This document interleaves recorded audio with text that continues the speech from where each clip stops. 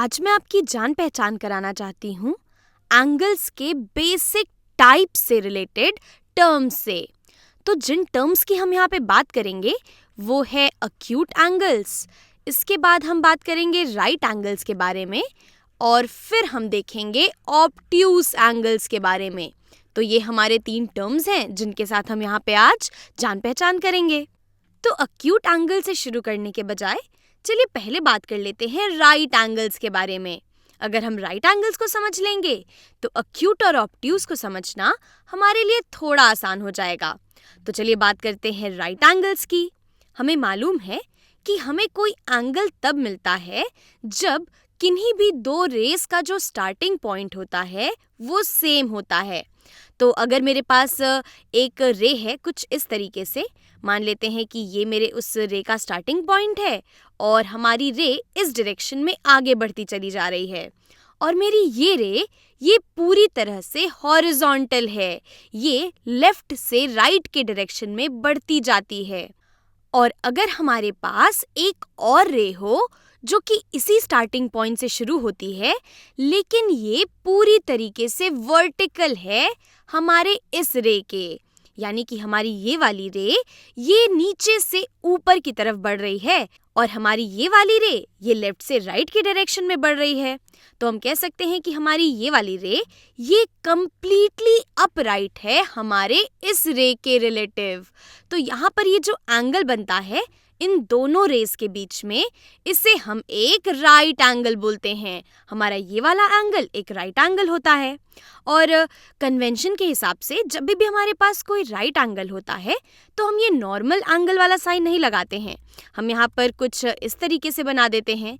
तो ये जो आधा सा बॉक्स है इन दोनों रेस के बीच में, ये हमें बता रहा है कि ये दोनों रेस मिलकर यहाँ पर एक राइट एंगल बना रही हैं। ये इंडिकेट करता है एक राइट एंगल को।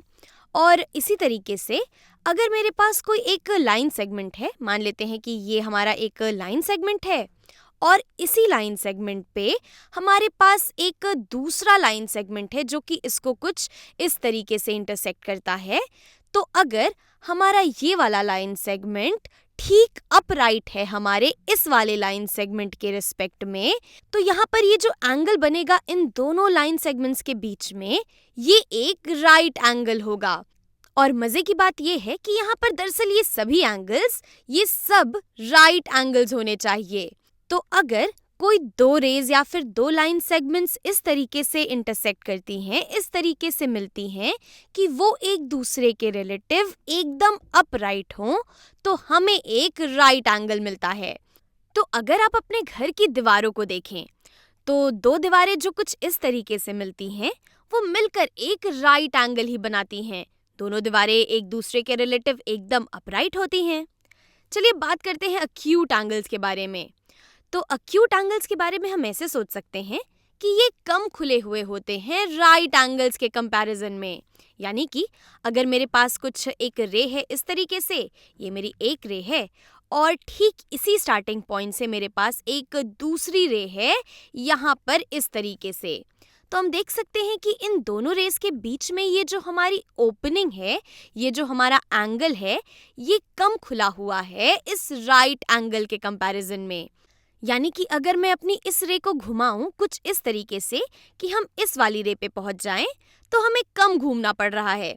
लेकिन अगर हम अपने इस लाइन सेगमेंट को घुमाते हैं इस वाली लाइन सेगमेंट तक पहुंचने के लिए, तो हमें थोड़ा ज़्यादा घूमना पड़ रहा है।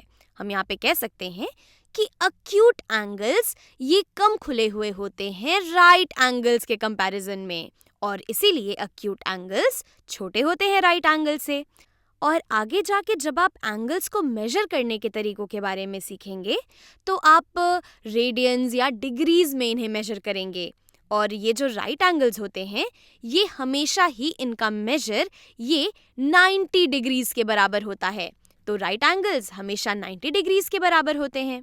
और जो अक्यूट एंगल्स होते हैं, क्योंकि ये राइट एंगल से छोटे होते हैं इसलिए इनका मेजर हमेशा ही 90 डिग्री से कम होता है।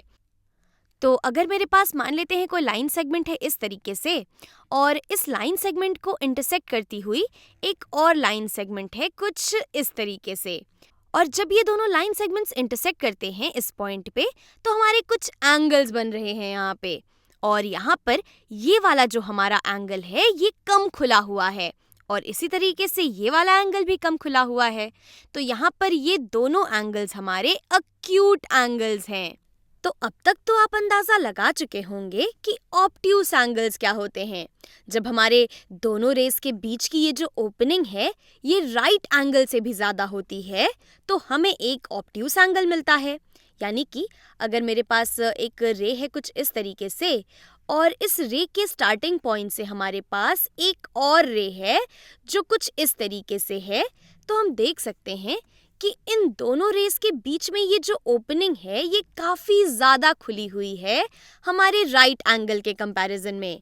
अगर हम इस रे के रिलेटिव एक राइट एंगल बना रहे होते यहाँ पे, तो हमारी जो दूसरी रे होती वो ठीक अपराइट होती हमारे इस रे के, और इस रे के बीच का जो एंगल होता ये 90 डिग्री के बराबर होता। लेकिन हम देख सकते हैं कि हमारी ये दोनों रेस, इनके बीच का जो एंगल है ये हमारे राइट एंगल से भी ज़्यादा है।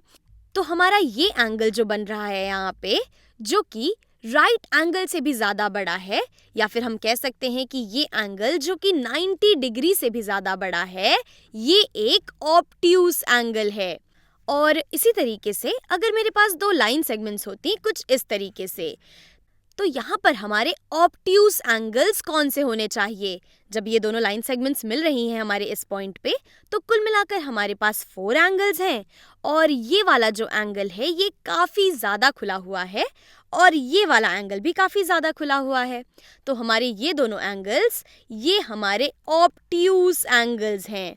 और एक इंटरेस्टिंग बात ये है कि ये दोनों एंगल्स तो ऑब्ट्यूस हैं, लेकिन हमारा ये वाला एंगल और ये वाला एंगल ये कम खुला हुआ है और ये मुझे एक्यूट एंगल जैसा दिखाई दे रहा है। तो हमारे ये एंगल्स ये एक्यूट होने चाहिए। और इसी तरीके से हमारे इस वाले फिगर में भी हमारी ये वाली जो ओपनिंग है और हमारी ये वाली जो ओपनिंग है ये काफ़ी ज़्यादा है। तो ये दोनों एंगल्स हमारे यहाँ पर ये दोनों एंगल्स भी ऑब्ट्यूस हैं और हमारे ये दोनों एंगल्स ये हमारे एक्यूट एंगल्स हैं।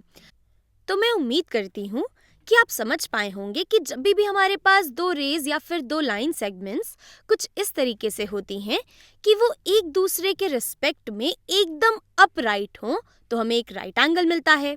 और एक्यूट एंगल तब मिलता है अगर दो रेज के बीच की ये जो ओपनिंग है ये कम खुली हुई है, और ऑब्ट्यूस एंगल के केस में ये ओपनिंग ये काफ़ी बड़ी होती है। और इन एंगल्स को विजुअलाइज करके भी हम एक अंदाज़ा लगा सकते हैं कि कौन सा एंगल एक्यूट होना चाहिए, कौन सा एंगल राइट होना चाहिए और कौन सा एंगल ऑब्ट्यूस होना चाहिए।